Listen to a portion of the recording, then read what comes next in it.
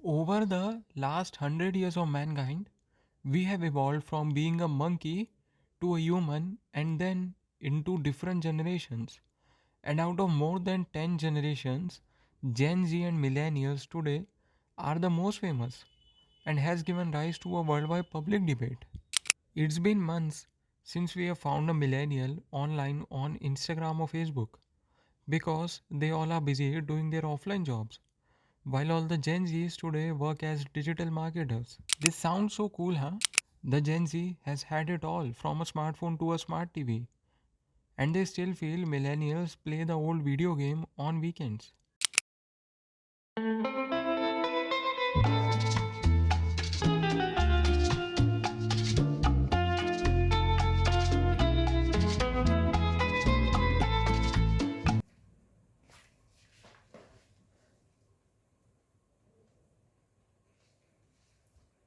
Camera on कर दिया क्या? रिकॉर्डिंग स्टार्ट है? अच्छा, आपको भी चश्मा लगा है?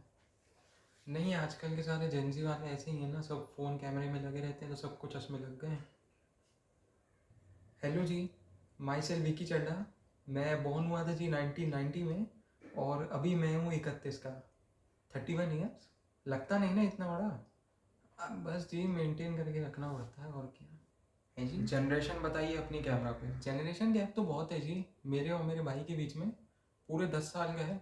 अरे कौन सी जनरेशन के हो वो बताओ, जेनजी या मिलेनियल? ओह अच्छा, मैं तो मिलेनियल हूँ जी। ये जेनजी वेनजी मेरे को नहीं पसंद। लाइफ बड़ी पीसफुल सी रहती थी, वरना आजकल तो ये सुबह सुबह लोग गुड मॉर्निंग और गुड नाइट के मैसेजेस भेजते रहते हैं। उस दिन पास वाली बबली आंटी ने सुबह को एक गलती से मेरी मम्मी को गुड नाइट के मैसेजेस फॉरवर्ड कर दिए। फिर क्या बस हो गया उनका। सारी लेडीज़ नीचे बात कर रही थी मिलके कि आंटी को व्हाट्सएप से कैंसिल कर देंगे। सब लोगों ने मिलके इतने टॉन्ट मारे उनको कि उनका व्हाट्सएप ही चलाना बंद कर दिया है। अब चला ही नहीं पाती हैं, और क्या। पहले तो ऑनलाइन रहा करती थी दिन भर। हे, आई एम धैर्य चड्डा। चड्डा तो मेरे को सरनेम इनहेरिटेंटली मिल गया, वरना कुछ अंबानी अडानी अंदानी टाइप्स होता तो कितना कूल लगता ना। पर नॉनदलेस क्या ही कर सकते हैं, सरनेम मिल गया तो मिल गया। Yeah bro, tell your generation on camera. I am part of the Gen Z generation bro, the smart and the cool Gen Z. एक तो Gen Z वालों की दिक्कत ये है कि ये हमको चूतिया समझते हैं। इनको लगता है कि जो मिलेनियल्स हैं वो चूतिए हैं, ये ज़्यादा स्मार्ट है, ऐसा इनको लगता है। 30 साल का हूँ, दुनिया देखी है मैंने, काम किया है मैंने, धक्के खाए हैं मैंने, और फिर भी इनको लगता है कि हम चूतिए हैं। जेनजी क्या होता है ये आपको सबसे पहले कब पता चला था? तो सबसे पहली बार मेरे को इंस्टाग्राम पे पता चला था कि ये जेनजी करके भी कुछ होता है। तो जैसे ही मेरे को पता चला, मैंने जाके गूगल किया उसको सबसे पहले, और गूगल पे मेरे को ये चीज़ पता चली कि जो भी लोग 1997 से 2012 के बीच में बॉर्न होते हैं उनको हम जेनजी बोलते हैं। एंड मेरा बर्थ था 2000 का। सिर्फ 3 साल से मैं बच गया हूँ, और मेरे को बहुत खुशी है कि मैं अभी जेनजी हूँ। So after knowing this, I became automatically cool on Instagram overnight. India is now one of those countries where validation on social media has become cool, and sharing memes make you a person of high pride. It's sad but true. फिर मैं भी stories और meme share करने लगा Instagram पे, and I was cool by then. भैया millennial है तो उसको शायद मेरी स्टोरीज और मीम से थोड़ा ऑफेंसिव लगा होगा, एंड वो शायद इस चीज़ से थोड़ा ऑफेंड हो गया।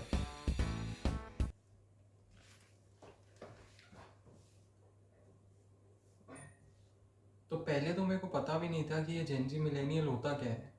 फिर बाद में मैंने थोड़ा सर्च किया तो मेरे को थोड़ा इधर उधर से पता चला। अब मैं इंस्टाग्राम तो ज़्यादा चलाता नहीं हूँ, पर थोड़े बहुत लोगों को जिनको मैं फॉलो करता था उनमें से मैं इसको धैर्य को भी फॉलो करता था। तो इसने एक दिन एक स्टोरी डाली, एक मीम डाला जिसमें ये जेनजी के बारे में तारीफ़ कर रहा था। वो मिलेनियल के ऊपर मीम था, मतलब मिलेनियल लोगों को ट्रोल कर रहे थे ये लोग। तो थोड़ी देर में इसने मेरे को एक मीम शेयर किया, तो मैंने इसको उसी टाइम अनफॉलो कर दिया था। तुरंत ही मैंने उसी टाइम इसको अनफॉलो ही कर दिया था, मैंने इसको फॉलो ही नहीं किया। फिर उस दिन जी संडे का दिन था, मैं और इनकी मम्मी बैठे हुए थे, आपस में बातें कर रहे थे। इतने में सामने वाले कमरे से इनकी लड़ने की आवाज़ें आने लगी। छोटा वाला हमारा लड़का धैर्य, वो थोड़ा सा कमज़ोर सा है, तो इसलिए उसी को थोड़ी पिटाई लग रही थी बड़े वाले से। थोड़ा सा बात करी, इनसे पूछा क्या हो गया, फिर चिल्लाया दोनों को, और बस फिर शांत हुए तो मैंने पूछा कि क्या हो गया, आखिर लड़ क्यों रहे थे दोनों एक दूसरे से। फिर ये विक्की बोला कि ये मेरे को मिलेनियम बोल रहा है और मेरा मजाक बना रहा है हमारा शो। अभी विक्की है हमारा अच्छा लड़का, हम कभी घर में गालियाँ देते नहीं हैं, और इसने आज अगर गाली दी है तो इसका मतलब तो ये है कि मैटर थोड़ा सीरियस है। India has a population of 1.45 billion peoples, but दो जनरेशन्स हैं जो एक दूसरे से बिल्कुल अलग हैं। जेन जी वो जनरेशन है जो इंडिया में सबसे ज़्यादा मात्रा में है और जो हमारा देश का शायद फ्यूचर है। Really, is our future so bad? जब भी कोई मेरे से पूछता है ना कि मिलेनियल पुराने ज़माने के और बोरिंग क्यों होते हैं, तब मैं सबको जनरली यही आंसर देता हूँ कि तुम बोरिंग से हो यार, तुम लोग स्मार्ट नहीं हो। वो तो हम लोगों ने आगे मीम्स इन्वेंट किया, अगर हम मीम्स इन्वेंट नहीं करते तो तुम लोग अभी भी वही पुराने व्हाट्सएप के टेक्स्ट मैसेजेस वाले जोक शेयर कर रहे होते, टेक्स्ट मैसेजेस वाले जोक शेयर कर रहे होते।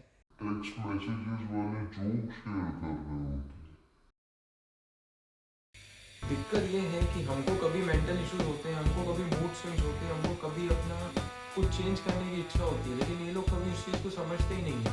हम स्मार्ट हैं यार, बिजनेस करना चाहते हैं, लेकिन समझते ही नहीं है उस बात को। अभी तो ये धैर्य है, ये जो हमारा छोटा लड़का है, ये अभी भी कॉलेज में आया है, तो ये कुछ कुछ करता रहता है अपने लैपटॉप में।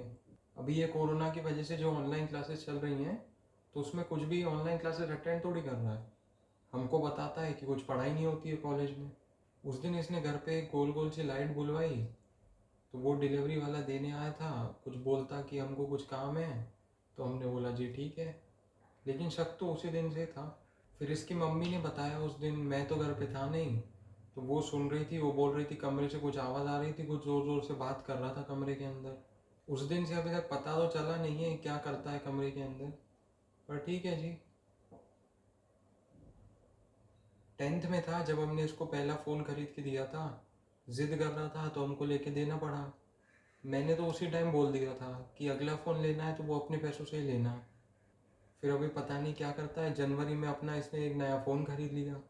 हमने पूछा पैसे कहाँ से आए, तो बताता नहीं है। ये सामने वाले अरोड़ा जी का छोटा लड़का बोलता है डिजिटल मार्केटिंग करता हूँ और चलन ढंग भी अच्छा है उसका। मैंने सोचा कि कुछ तो अच्छा कमाता होगा, बाकी बड़े लड़के की तो नौकरी है, मेरे को नहीं लगता ज़्यादा कुछ खास कमा लेता होगा वो। तभी फिर मैंने भी अपने लड़के को बोला कि देख वो धैर्य को, डिजिटल मार्केटिंग करके बढ़िया पैसा कमाता है, तू भी कोई डिजिटल का कोर्स कर ले। अभी बात करता हूँ फिर से जाके उससे, डेट ना निकल जाए कोर्स की। अच्छा याद दिला दिया आपने भाई साहब। Writing is an art and presenting in front of you the artist of this documentary. तो ये जेंजी और मिलेनियल वाली जब मैं डॉक्यूमेंट्री लिख रहा था, तब मेरे दिमाग में मेजरली सिर्फ एक ही चीज़ थी कि दोनों साइड के जो पॉइंट ऑफ व्यूज़ हैं वो बिल्कुल करेक्टली सामने आने चाहिए। एक राइटर का हमेशा यही काम होता है कि जब मैं जो चीज़ लिख रहा हूँ वो बिल्कुल सही वे में एक्सप्रेस होनी चाहिए एंड वो सही वे में ऑडियंस को समझ में आनी चाहिए। मैंने कोशिश करी है कि मैं दोनों साइड के व्यूज़ को जितना क्लियरली दिखा सकूँ उतना क्लियरली दिखाऊँ व्यूअर को, एंड कोई भी पॉइंट इसमें मेरे से मिस ना हो जाए। तो कोशिश करी है मैंने कि मैं जितने रिलेटेबल हो सके उतना इस चीज़ को रिलेटेबल बना सकूं, कि उसको ये चीज़ कैसी लगती है और उसको कितनी चीज़ें क्लियर हैं। जब ये वीडियो आउट होगी तभी इस बारे में पूरा समझ में आ पाएगा मेरे को भी। सो आई होप कि आपको ये वीडियो अच्छी लगे, एंड अगर अच्छी लगे तो सब्सक्राइब ज़रूर कर देना। At the end, it's all about the audience's perception and how you see things. Consider subscribing to the channel and bash the like button if you like the video. Thank you and see you in the next one very soon.